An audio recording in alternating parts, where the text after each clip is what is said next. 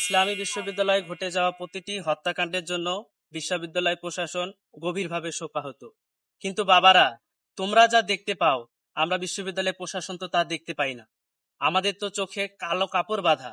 তোমরা যেটি স্বচ্ছভাবে দেখতে পাও, আমরা সেটি দেখতে পাই না। কিন্তু বাবারা, তোমরা আবেগী হইও না। ওয়ালিউল্লাহ মোকাদ্দাস গুম হয়ে যাওয়ার মাত্র 14 বছর হয়েছে। এত কম সময়ের মধ্যে কি বিশ্ববিদ্যালয় প্রশাসন পারবে গুম হয়ে যাওয়ার সাথে জড়িত সকলকে বিচারের আওতায় আনতে? সাজিদ আব্দুল্লাহর মৃত্যুতে আমরা গভীরভাবে শোকাহত।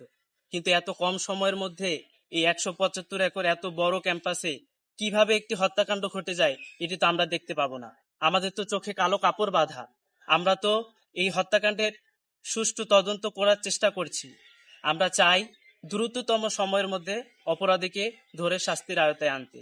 কিন্তু আমরা তো এসব কিছু দেখতে পাই না, তোমরা যা দেখতে পাও। সমাজ কল্যাণ বিভাগের চেয়ারম্যান নিহত হয়েছেন। আমরা বিশ্ববিদ্যালয় প্রশাসন গভীরভাবে শোকাহত। তোমরা জানো যে নিহত ম্যামের বাচ্চাদের অভিভাবকত্বের দায়িত্ব পালন করবে বিশ্ববিদ্যালয় প্রশাসন। আমরা সর্বদা চেষ্টা করছি শিক্ষার্থীদের জন্য নিরাপদ ক্যাম্পাস নিশ্চিত করতে।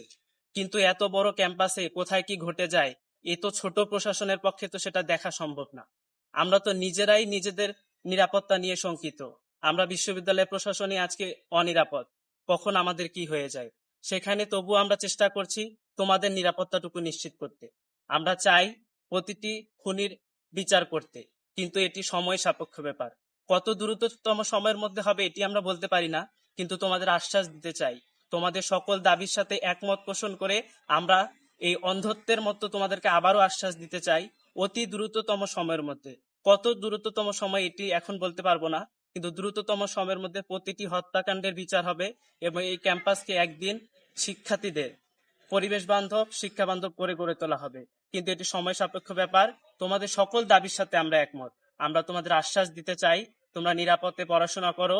এই বিশ্ববিদ্যালয় থেকে যত দ্রুততম সময়ে তোমরা বের হয়ে যাবে, ততই তোমাদের জীবনের নিরাপত্তা নিশ্চিত হবে। তাই তোমরা আমাদেরকে সহযোগিতা করো। আমরা তোমাদের দাবি আদায়ে কাজ করছি। তোমরা ঘরে ফিরে যাও, আন্দোলনের কোনো দরকার নেই। ধন্যবাদ।